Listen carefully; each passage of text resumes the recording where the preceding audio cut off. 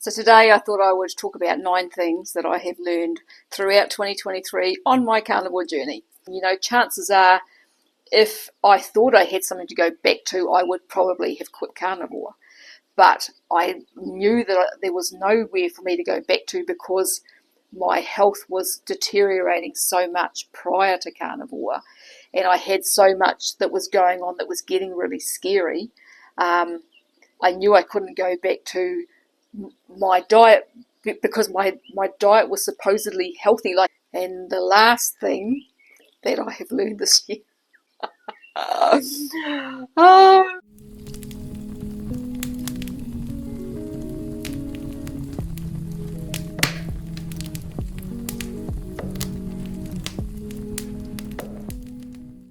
Hi, if you've not been to my channel before, my name is Sue. I've been on the carnivore diet now for about just a little bit over 18 months, and my journey's been a bit up and down and all over the place.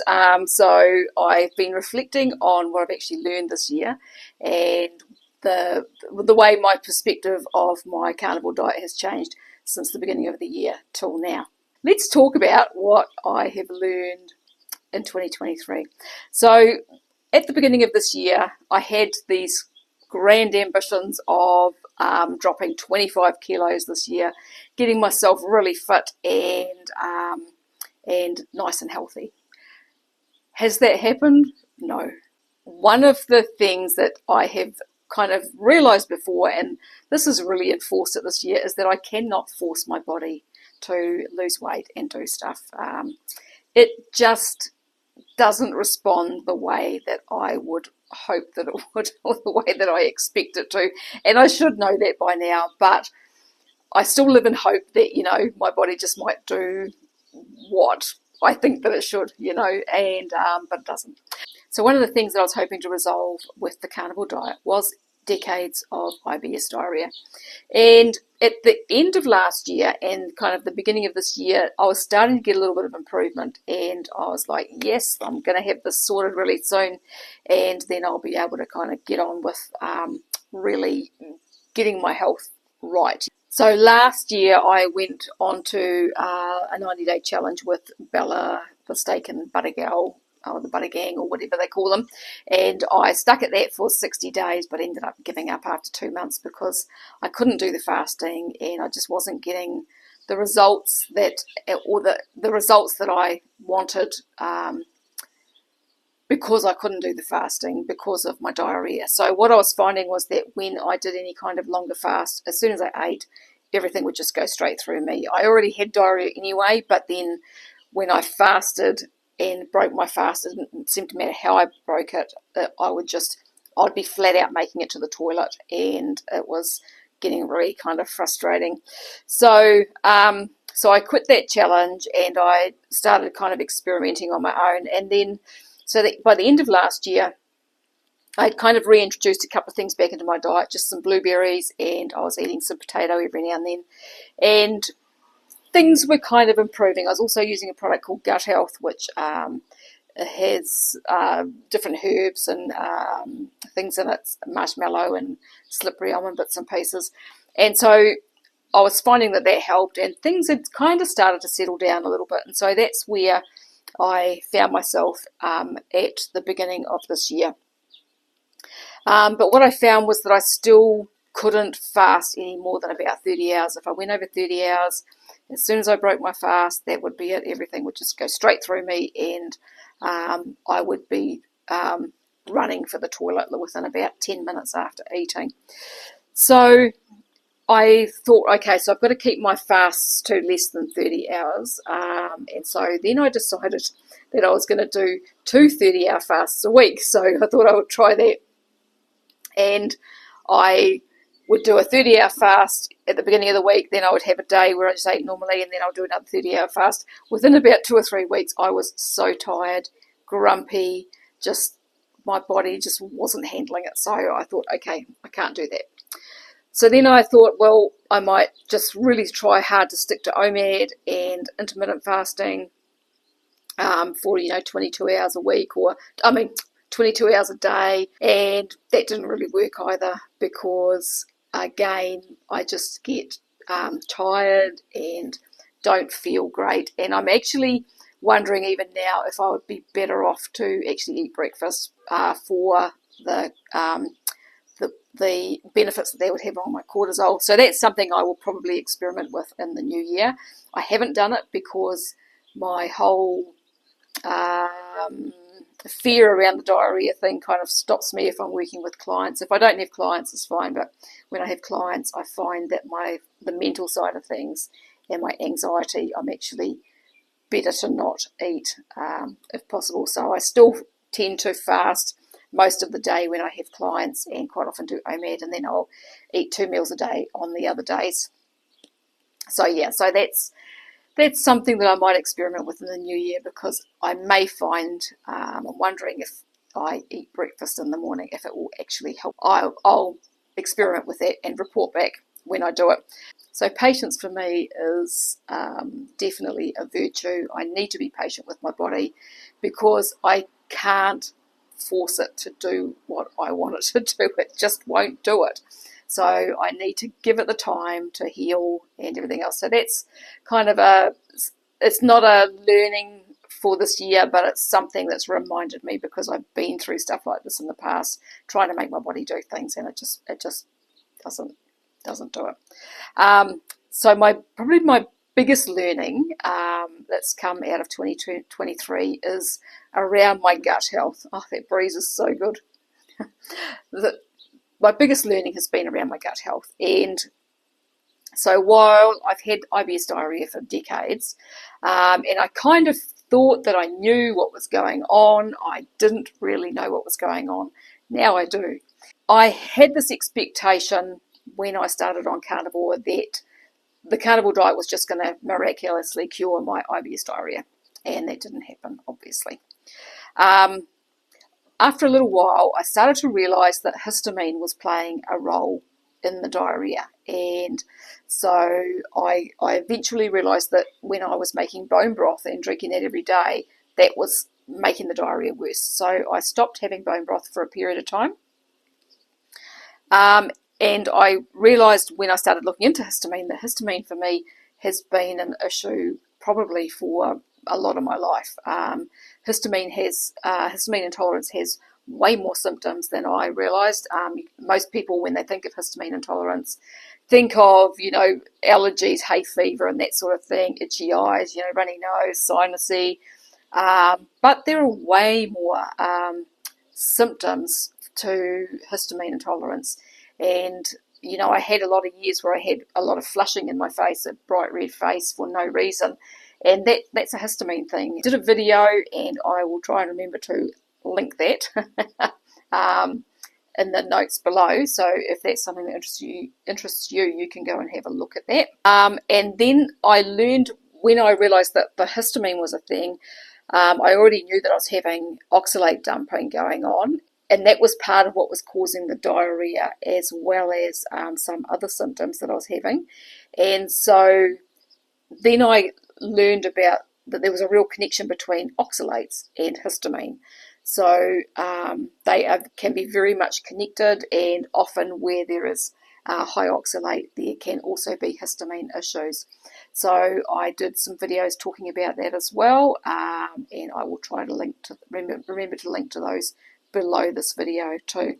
When I stopped having the bone broth every day, and I probably didn't have any for a few months, the diarrhea gradually settled down. And so then I was like, yay, I'm getting on top of this. And I thought that my gut was pretty healthy because I hadn't had any diarrhea for a while. And so I started having bone broth again, and I was fine, and I was fine, and I was fine. And then I wasn't. What happened was I started to notice for a few days I had kind of itchy eyes, but I didn't pay any heed to that little warning. And then next thing, I was covered in a rash all over my body, from my shoulders down to my knees. And it took almost 2 months for that rash to go away.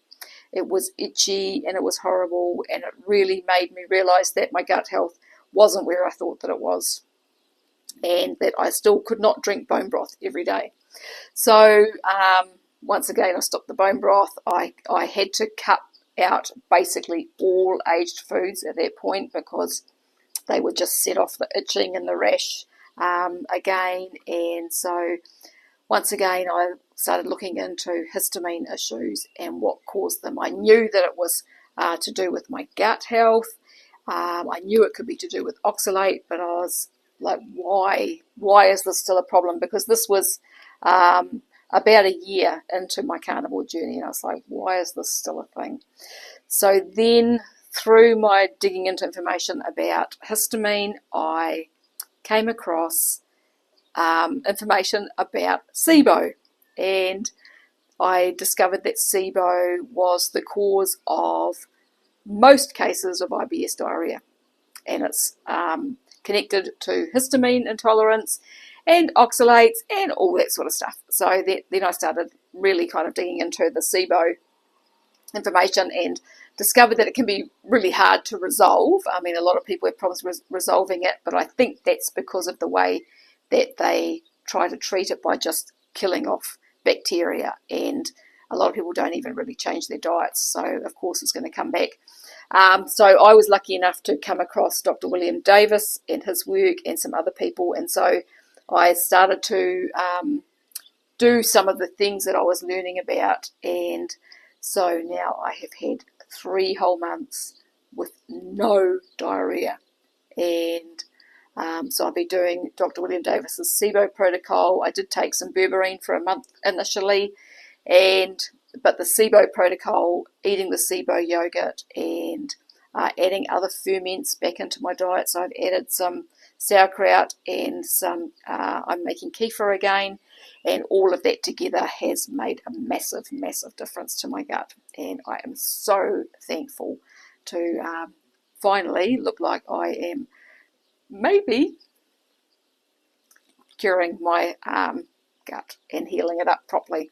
I've been doing the SIBO yogurt for probably about 2 months, I think, because it's been 3 months since I've had any diarrhea. I did the berberine for a month, and then I started on the SIBO yogurt from memory.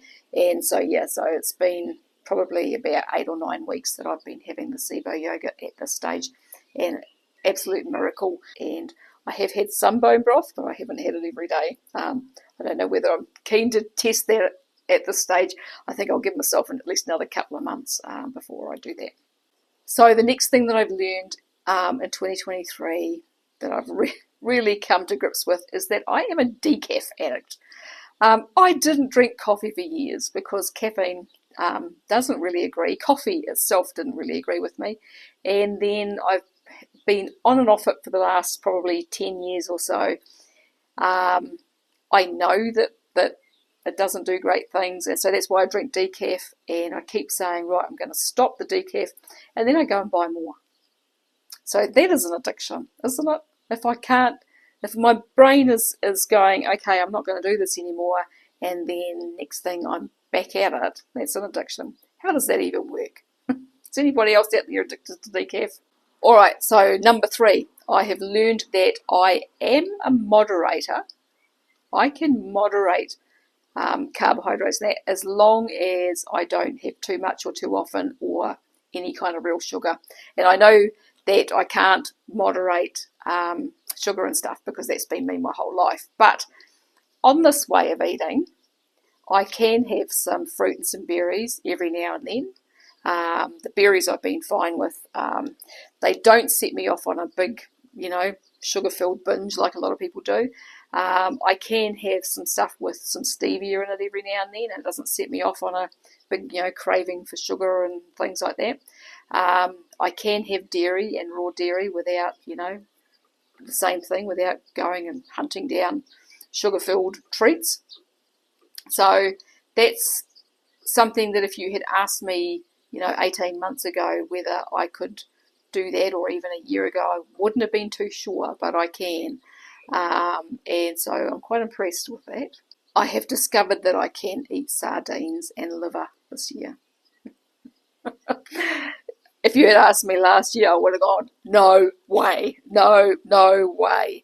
But I decided I was going to try doing the sardine challenge, and I found a way that I could eat sardines. I had to pan fry them in butter. I think I could possibly handle them out of the tin now. I haven't actually tried it, but I might be able to. I'm actually going to do another sardine challenge, probably not too long after the new year, because I want to kind of try and kick some weight off. So,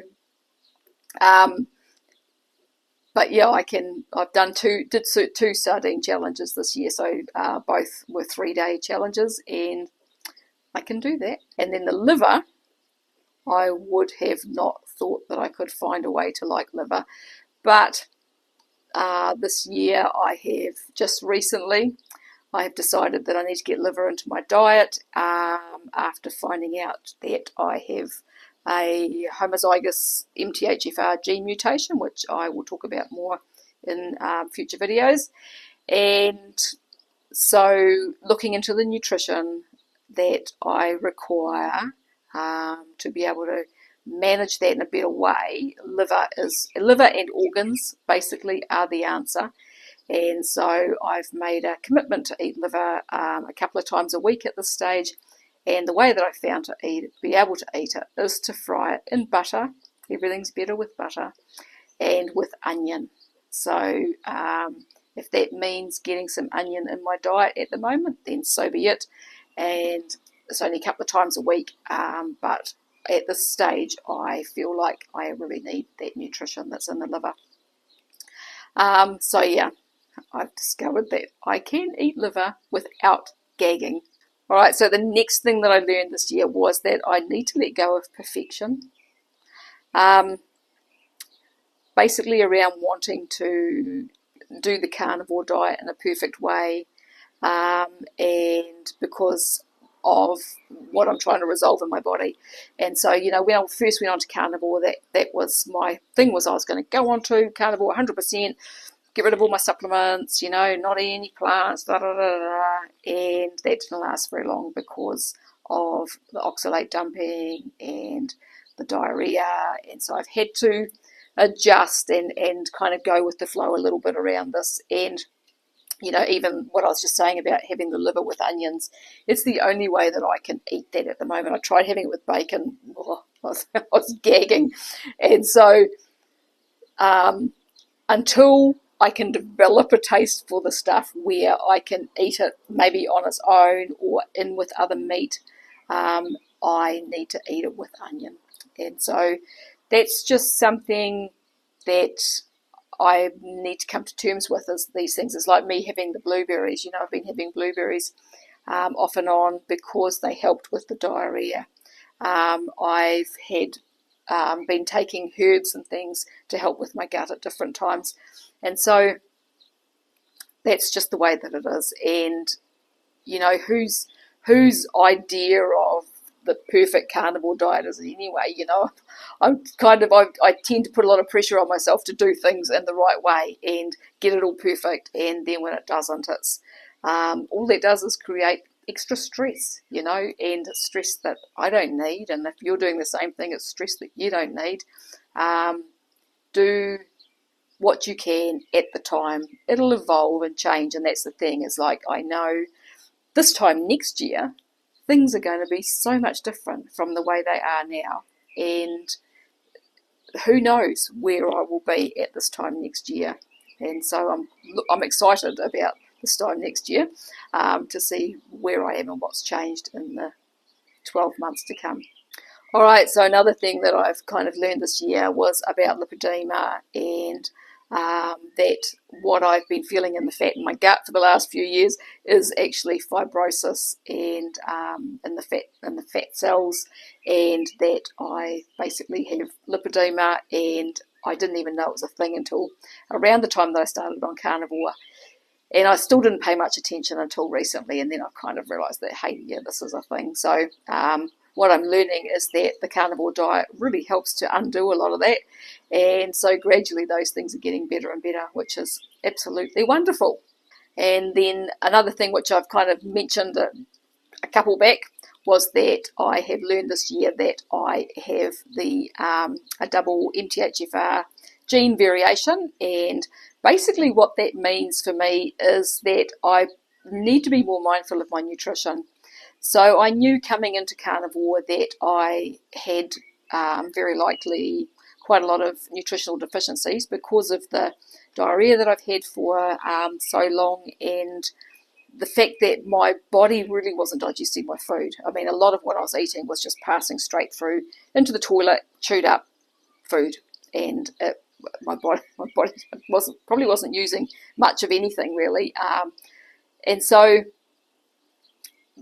I knew that there was deficiencies there, but having the MTHFR gene variation confirmed makes me realise that I need to learn more and understand more about what my body needs to be able to function well and to do that methylation that's helping my body to detox and everything else. So I've been learning lots about different vitamins and where those vitamins are found in animal products, so that I can make sure that I get sufficient quantities. And what I've learned is that I need to make sure that I'm getting plenty of riboflavin for a start, because that kind of underpins everything.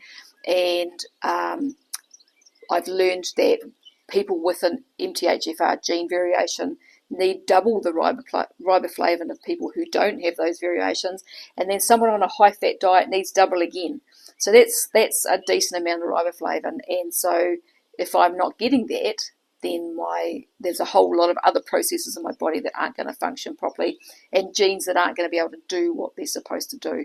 So this is the reason that I'm wanting to make sure that I get liver into my diet a couple of times a week, and it's the reason that I'm now making sure that my milk, when I make my kefir, isn't being left in the light, and a whole bunch of other things. So just learning some of the stuff that I can adjust and tweak things to hopefully get my body functioning in a much better way will hopefully over the next 12 months give me a much better result on my carnivore diet and allow me to really get my body to be the way that I want it to be, basically. The other thing is, as I learn more about these specific nutrients and the reasons that my journey on carnivore has been kind of frustrating and slow, it makes me think about some other people, because there's other people who are following my channel who are making comments who have similar issues, and they may or may not have MTHFR issues, but they may have deficiencies or some other requirement for extra nutrition, and it's I think my learning and my sharing what I'm learning and what I'm doing hopefully will help others to be able to learn as well, because I think it's a real shame when people start on carnivore and things don't go well for them and then they give up, because the benefits that I've had from eating this way are incredible, and I know that it's the right path. And so when to see people quitting because they can't get the help that they need to sort out what they need to sort out is a real shame. When I was on that 90-day challenge last year, what I found really frustrating was that no one in that challenge seemed to understand what was happening with me. And I mean, they were great, don't get me wrong, but the what was happening with me with the diarrhea thing was just really, really difficult. And so that challenge was all based on feasting and fasting, and I couldn't do it because every time I tried to fast, it would make everything so much worse, and I wasn't dropping any weight, and I just was getting really frustrated because I couldn't work out what was actually going on with me and why things were the way they were. And so that was why I quit after 60 days. And chances are, if I thought I had something to go back to, I would probably have quit carnivore.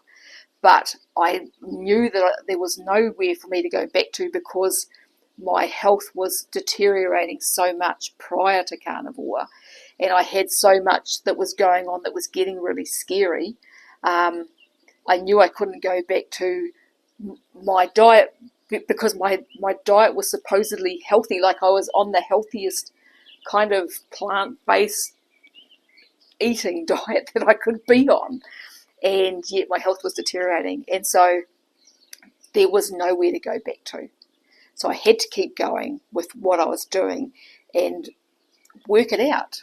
And that's kind of been my journey. And so I'm just lucky that I'm quite good at working things out. You know, I'm quite good at putting pieces together and stuff. And so it's taken me 18 months to get to where I am, but I'm getting there, and I know that I'm getting there now. And so if I can help others who are in the same situation as me, then that's an absolute bonus to this whole carnivore journey. And so that's kind of where I am with that. I'm going to get emotional in a minute if I keep talking about that. So I think that was number 7. Number 8 is that something I've learned this year, which blows my mind, kind of, although I don't know, is that people like my videos and find them useful. I started off this recording the videos about, I've always enjoyed sharing stuff online, like I've always enjoyed sharing what I'm doing and learning, because I mean, I'm a seeker of knowledge. It's just the way I am. I just am always looking at different things and different ideas and trying different things, because I've spent so many years trying to work out what's going on in my body. And so I started recording my videos about my carnivore journey. I wasn't sure whether anybody would be interested or anybody would really look, but I wanted to record for my own benefit as well, so that I could go back and see where I'd come from and when things changed and when I realised different things, because I want to write a book about this journey, and I have kind of started that, just making some notes, and because I've come from such a fairly crappy place with my health and had so much trouble, I think that that's worth sharing, hopefully, with other people in a written form. So I started making the videos, and then what I'm finding is that the feedback that I'm getting from people is really good, and I really appreciate that. I appreciate all of you who watch my videos and the really cool feedback and comments and stuff that I get from people. And so the feedback that I've been getting kind of makes my drive to put out better content higher. I really want to be able to share information that helps others who have got weird ass bodies like mine that don't do what they're supposed to do. And so going into 2024, I have kind of more direction for my channel. When I started this channel, I thought I'll just start sharing my journey, but I kind of have more direction now because of what I've discovered with my health this year and the things that I've learned. I'm kind of getting a vision of where this channel is going to go to be able to help others who have similar issues, and to just be able to put out good information that people can use, hopefully. Yeah, because as I said, it's such a shame if people give up, because it's just this way of eating, whatever variation you end up finding works for you is really a journey back to health. I think for anyone who sticks with it and is willing to ebb and flow, like I've got the saying, be like water to get the best results for you and your body. And the last thing that I have learned this year is that I can sprint without dying.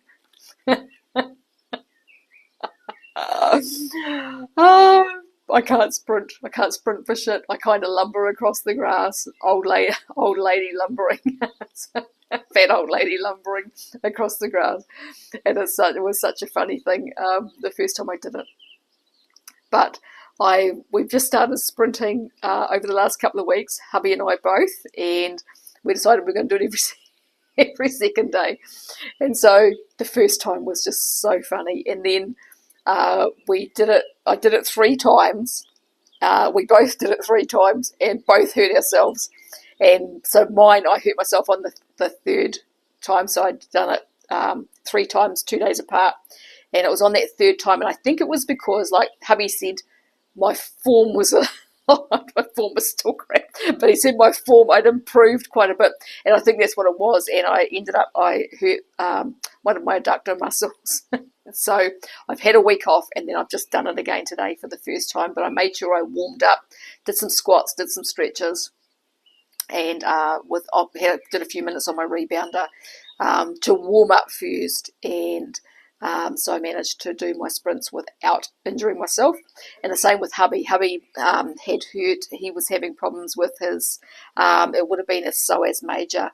Both sides had tightened up, and he was getting pain down on his groin and his lower back. And so I said to him, you really need to stretch. So today he warmed up and stretched as well, and no problem. So, and I think that's what it was when I first started. I was kind of really guarded and wasn't sure, because I really seriously thought I might die doing these sprints. But then, by the time I got to the third one, it was kind of more fluid, and I was going harder, and hurt myself. So, the reason that we started sprinting was after listening to one of the carnivore doctors. His name is Sean. I can't remember what his surname is right now. I've just had a mental blank. I'll put it up on this video. But we've been watching him off and on for quite a while, and so we decided we were going to do this because it has all sorts of amazing health benefits. And one day I might be half okay at it, but I do my best. So that was my last takeaway from this year, is that I can actually sprint without dying. So. The other thing that's a kind of an offshoot of that is that I have learned too that I can actually exercise and I don't get sore like I used to, which blows my mind, because for those who haven't listened to me before, I'm actually a qualified gym instructor and group fitness instructor. I used to own a gym for a little while, was an absolute fitness junkie for a lot of years, but I was always sore. And, I know if I had a couple of weeks off, I remember going on holiday for a couple of weeks, didn't do any weight training, come back after a couple of weeks, do squats, and you could flat out getting on the toilet because my quads would be so sore, and that's really common. But that doesn't happen now. I can not do any exercise for a couple of weeks, and I can do a leg workout, and I feel a little bit of tired muscles over the next couple of days, and a little bit of, but nothing like it used to be. And that actually absolutely blows my mind that that's the case. And because hubby finds the same thing, so you can go and do a workout when you haven't even been doing anything, and you don't get sore. So that to me, that's amazing thing about the carnivore diet that most people, unless they've tried the carnivore diet, don't know. So so that's that's 9 things that I've learned on the carnivore diet this year. As I said, I'm quite kind of excited and trying to kind of get a picture of where I'm going with my videos and my YouTube channel next year. If you've got any suggestions for content, anything that you'd like me to talk about, pop them in the comments or questions below. And if you have any comments or questions, fire away below. If you have things that you've learned about the carnivore diet or about yourself in the last 12 months, let me know. That would be great to see underneath the video as well. And so if you've liked this video, make sure to subscribe and hit the like button. And I thank you very much for watching. I wish you all the best for 2024. I have a feeling 2024 is going to be an interesting year around the world, but I wish you well. I wish you all the best. Have a lovely and very safe New Year's Eve, and I will talk to you again another day. Bye-bye for now.